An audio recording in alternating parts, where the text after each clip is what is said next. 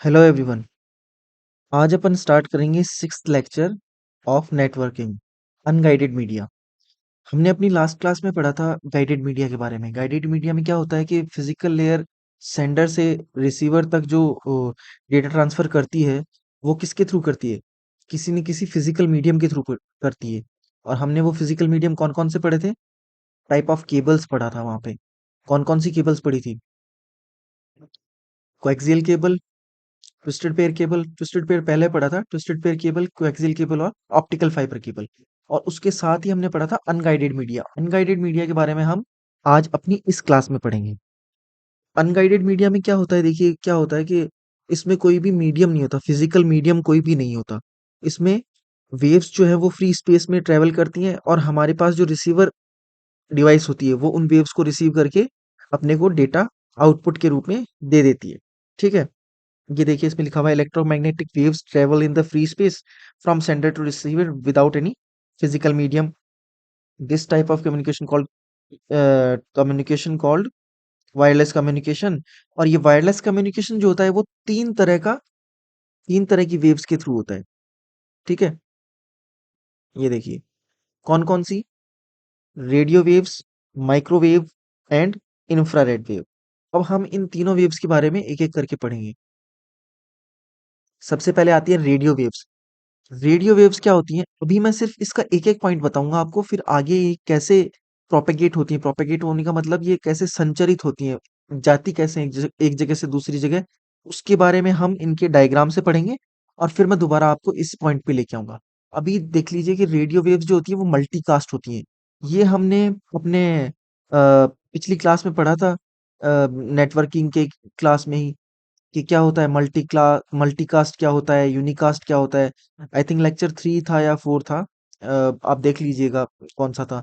उसमें था मल्टीकास्ट क्या होता है, यूनिकास्ट क्या होता है, एनीकास्ट क्या होता है ना। इसके ऊपर मैंने एक शॉर्ट भी बना रखा है, वो भी देख सकते हैं आप।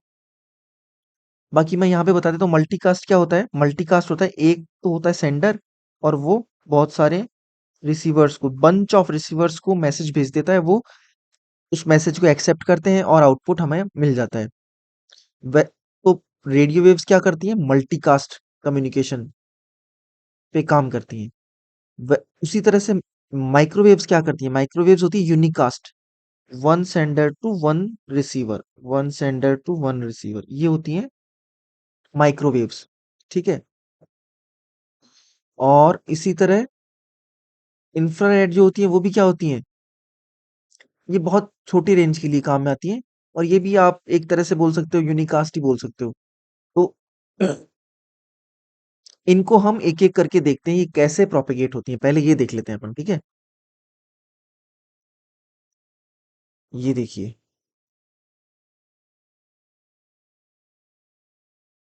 ये देखिए,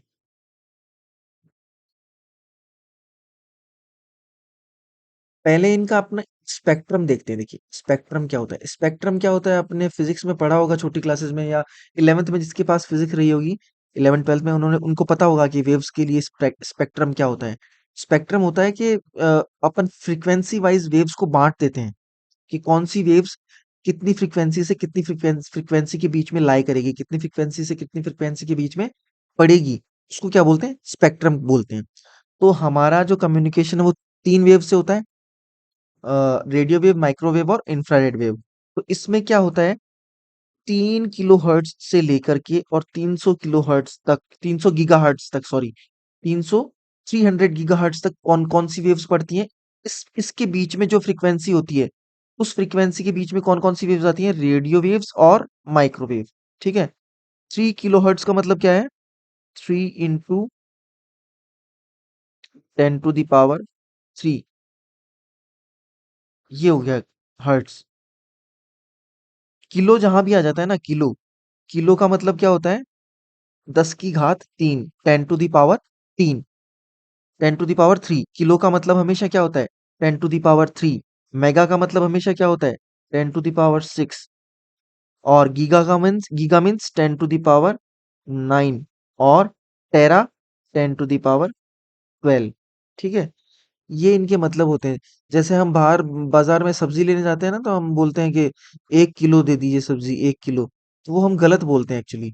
एक किलो कुछ भी नहीं होता है, किलो के आगे हमें कुछ ना कुछ यूनिट लगानी होती है। जैसे यहाँ पे किलो हर्ट्ज लगा हुआ है ना, तो वैसे जो सब्जी या कोई सामान लेके आते हैं उसके आगे किलो ग्राम होता है वो।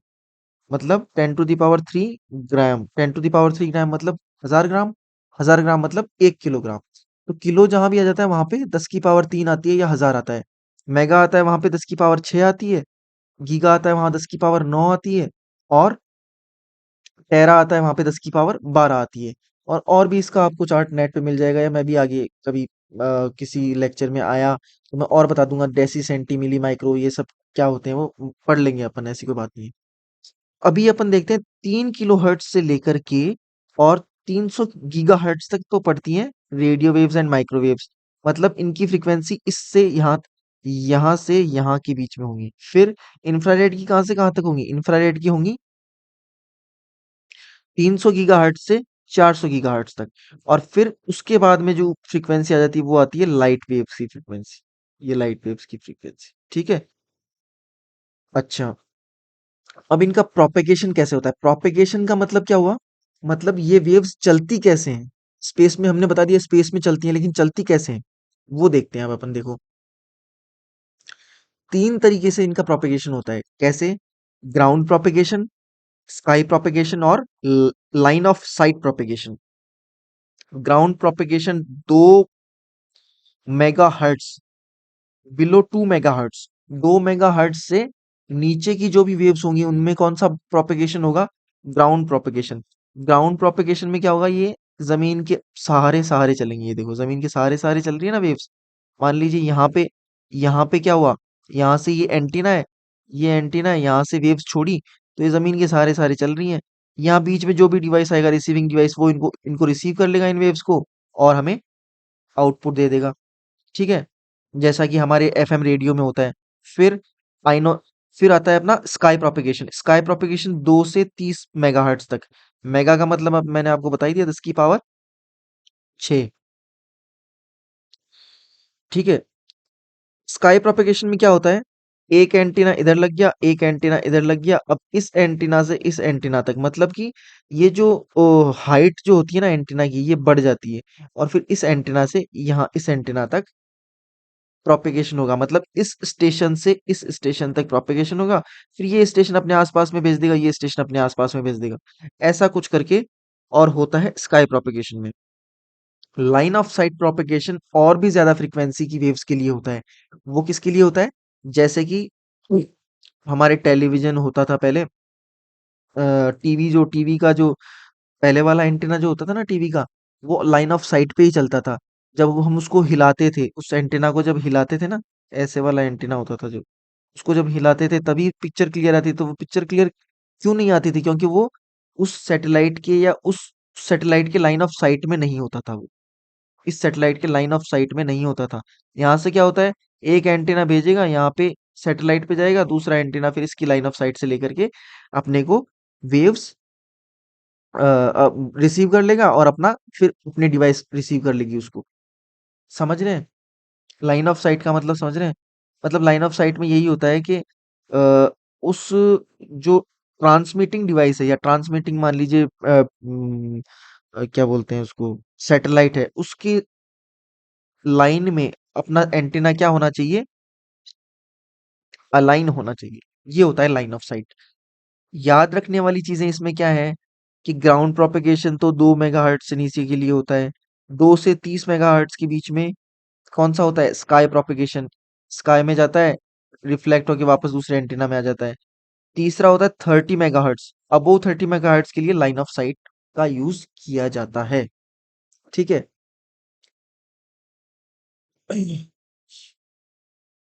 अब ये आपको समझ में आ गया तो मैंने बताया ना आपको, वो एक बार मैं वो बता देता हूँ आपको वापस से। हाँ, ये देखिए। अब देखिए, रेडियो वेव्स जो होती हैं वो होती हैं मल्टीकास्ट, और इनकी फ्रीक्वेंसी होती है कम।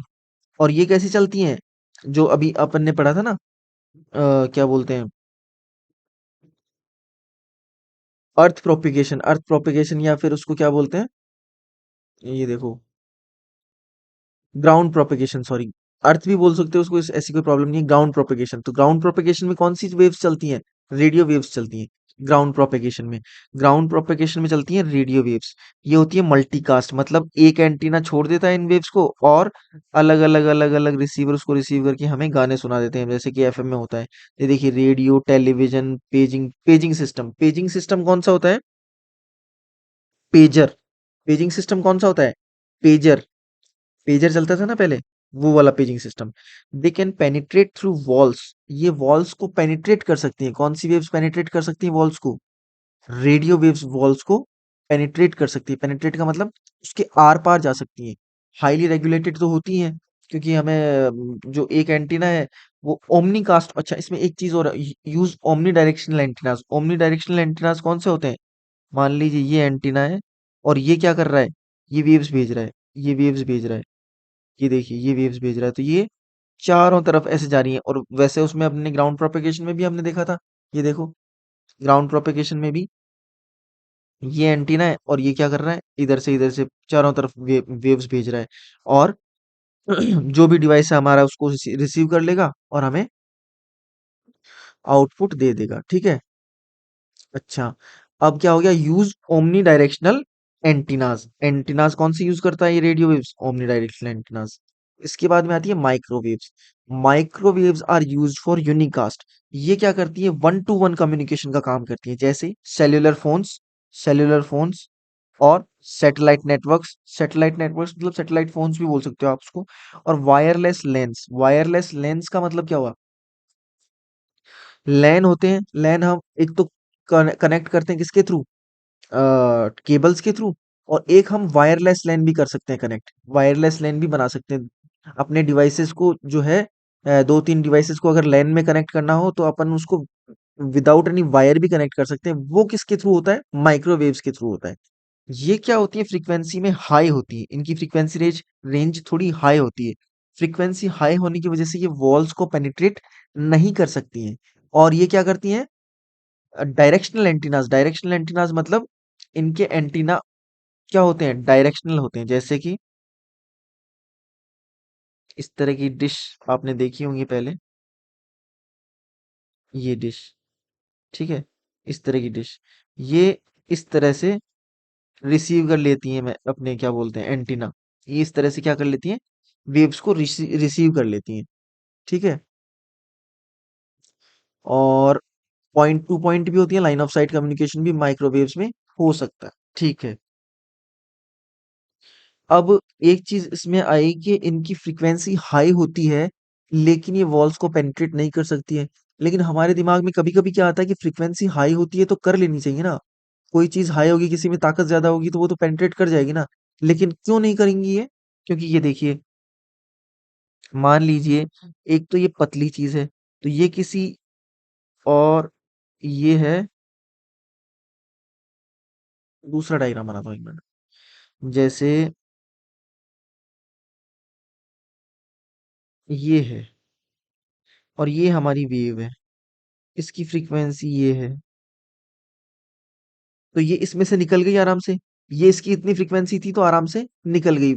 हमारे जो क्या बोलते हैं, वॉल्स होती हैं, उनमें भी स्पेसेस तो होते हैं ना। वेव्स तो बहुत बहुत ही ज्यादा छोट सूक्ष्म होती हैं, बहुत ही ज्यादा, क्या बोलते हैं, क्या बोलते हैं उसको, मतलब अ, बहुत कम उनकी वो मोटाई बोल लीजिए। वेव्स, जब नाम ही वेव्स आ गया, किरणें आ गई, तो किरणें तो बहुत पतली होती है ना। तो वो तो वॉल्स के स्पेसेस को भी यूज कर सकती हैं, एक से उसको आर पार जाने में। लेकिन अगर इसकी फ्रीक्वेंसी कम हुई तो ही ये जा सकती हैं। अब मान लीजिए अगर इसकी फ्रीक्वेंसी हुई ज्यादा, फ्रीक्वेंसी क्या होती है? यही तो होती है फ्रीक्वेंसी। तो ये अटक जाएगी यहाँ पे, है ना। इन स्पेसेस से पार नहीं हो सकती। ठीक है। ये हो गई इनकी, स्पेसेस से पार नहीं हो सकती। ये तो चलो एम्पलीट्यूड हो गया। अगर ये मान लीजिए ये ऐसे ऐसे, और अगर फ्रीक्वेंसी यही तो होती है ना, तो ये जितनी ज्यादा फ्रीक्वेंसी होगी उतनी ज्यादा क्या होगी? डेंस होंगी वेव्स। और ये वेव्स डेंस होने की वजह से क्या होगी? इसके आर पार नहीं जा पाएंगी। और फ्रीक्वेंसी कम होगी। फ्रीक्वेंसी मतलब एक टाइम इंटरवल में वो वेव कितनी बार ऐसे ऑसिलेट होती है, मतलब कि ऊपर नीचे ऐसे प्लस और माइनस जाती है, वही तो होती है फ्रीक्वेंसी। इसकी इतनी है। तो अगर एक दूसरी वेव है उसकी फ्रीक्वेंसी कितनी है, ये मान लीजिए, ये देखो, ये इतनी है, ठीक है? ये ज़्यादा ऑसिलेशन नहीं, कम ऑसिलेशन है। तो ज़्यादा फ्रीक्वेंसी होगी तो मेरे कहने का मतलब समझ रहे हो ना, वो अटक जाएगी, वो क्या होगी, डेंस ज़्यादा हो जाएगी। इस वजह से हायर फ्रीक्वेंसी की वेव्स जो होती हैं वो वॉल्स को पेनिट्रेट नहीं कर पाती हैं।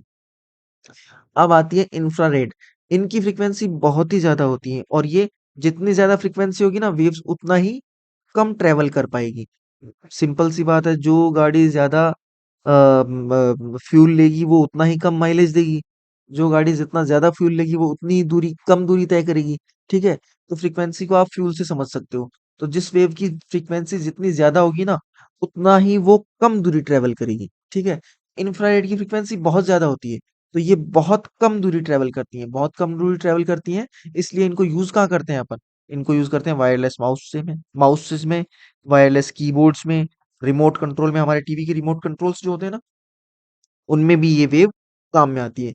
ये टॉपिक आपके इसमें मतलब ये बेसिक नॉलेज के लिए ज़रूरी है।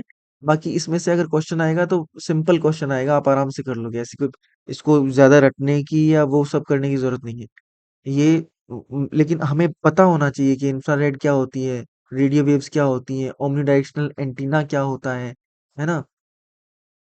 और उनका स्पेक्ट्रम क्या होता है, कौन सी फ्रीक्वेंसी में रेडियो वेव्स होती हैं, ये सब चीजें अपने को थोड़ी बहुत पता होना चाहिए।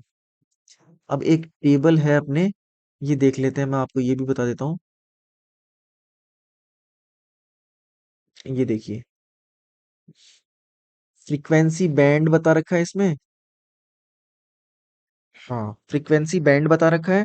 और क्या बता रखा है, रेंज कितनी है इनकी, फ्रीक्वेंसी की रेंज कितनी है, उनका प्रोपेगेशन कैसा होना है। वेरी लो फ्रीक्वेंसी 3 से 30 किलोहर्ट्ज ग्राउंड होता है। लो रेंज रेडियो नेविगेशन, मतलब लो रेंज की रेडियो के लिए ये काम में आती हैं। जैसे अपन वॉकी टॉकी बोल लो उसको, या फिर जैसे वो क्या बोलते हैं, वायरलेस होता है ना, पुलिस पुलिस के पास जो वायरलेस होता है वो वाला इसमें आ जाएगा। ठीक है? फिर लो फ्रीक्वेंसी 30 से 300 किलोहर्ट्ज, ये भी ग्राउंड प्रोपेगेशन में होता है। रेडियो बीकॉन्स एंड नेविगेशनल लोकेटर्स, ये भी इसी तरह का यूज इसका होता है, आप समझ लीजिए। ठीक है? मिडिल फ्रीक्वेंसी में क्या होता है कि ये स्काई मिडिल फ्रीक्वेंसी मतलब 300 से 3 मेगा हर्ट्स, 300 किलो हर्ट्स से 3 मेगा हर्ट्स, ये स्काई में पहुंच जाता है, स्काई प्रोपेगेशन में पहुंच जाता है। ये एएम रेडियो इस वाली फ्रीक्वेंसी पे काम करता है। फिर हाई फ्रीक्वेंसी 3 से 30 मेगाहर्ट्ज, अब देखिए 30 मेगाहर्ट्ज पहुंच गया ये। ठीक है? इसमें शिप एयरक्राफ्ट कम्युनिकेशन, एयरक्राफ्ट मतलब जो एयरक्राफ्ट या शिप कम्युनिकेशन में जो फ्रीक्वेंसी यूज होती है वो ये होती है, और स्काई इसका प्रोपेगेशन मेथड होता है। और शिप कम्युनिकेशन या फिर एयरक्राफ्ट कम्युनिकेशन में इनका यूज होता है। वेरी हाई फ्रीक्वेंसी, इसमें क्या होता है, इसमें sky and line of site दोनों चीजें ही होती हैं। ठीक है? इसमें एफएम रेडियो, इसी वजह से तो एफएम रेडियो ज्यादा क्लियर आता है। क्यों आता है क्लियर? क्योंकि उसकी फ्रीक्वेंसी बहुत ज्यादा होती है और लाइन ऑफ साइट प्रोपेगेशन होता है उसका। लाइन ऑफ साइट मतलब सैटेलाइट के थ्रू प्रोपेगेट होके वो आती है। ठीक है? अल्ट्रा हाई फ्रीक्वेंसी, फिर इसमें सिर्फ लाइन ऑफ साइट ही होता है, मतलब सैटेलाइट्स के थ्रू ही अपन इसको काम में ले सकते हैं। इसमें सेल्युलर फोन आ गए, पेजिंग आ गई, पेजिंग सिस्टम आ गया है ना। सेल्युलर फोन्स जो कि क्या बोलते हैं, कई बार आपने मूवीज में देखा होगा कि जो टेररिस्ट जो होते हैं वो कौन से फोन्स रखते हैं, सेल्युलर फोन रखते हैं। तो वो सेल्युलर फोन कहीं भी यूज किए जा सकते हैं। वो उन पे ये सिस्टम नहीं होता कि इनका नेटवर्क नहीं आ रहा या ऐसा कुछ, वो डायरेक्ट उससे सैटेलाइट से कंट्रोल होते हैं। ठीक है? सैटेलाइट फोन भी बोल देते हैं उनको। फिर आता है सुपर हाई फ्रीक्वेंसी, ये लाइन ऑफ साइट में चलते हैं, सैटेलाइट कम्युनिकेशन वाला इसमें आता है, सॉरी। सेलुलर फोन तो अपने वाले फोन हो गए। सैटेलाइट कम्युनिकेशन जो मैं बता रहा हूँ ना, टेररिस्ट वगैरह यूज करते हैं सैटेलाइट फोन्स, वो इसमें आता है, सैटेलाइट कम्युनिकेशन में। ठीक है? फिर एक्सट्रीमली हाई में आता है रेडार वगैरह आ गया। रेडार जो होता है ना, रेडार कोई एरोप्लेन आ रहा है तो उसका पता लगाने के लिए जो रेडार सिस्टम होता है, रेडार, वो किस में आता है, एक्सट्रीमली हाई फ्रीक्वेंसी में आता है। इसमें भी सैटेलाइट का यूज होता है। तो ये था अपना एक छोटा सा टॉपिक जो कि था अनगाइडेड मीडिया के ऊपर। आई होप आपको समझ में आ गया होगा और अगर कुछ इश्यू आपके रहता है, कोई क्वेरी आपकी है, तो आप कमेंट सेक्शन में पूछ सकते हैं। Thank you.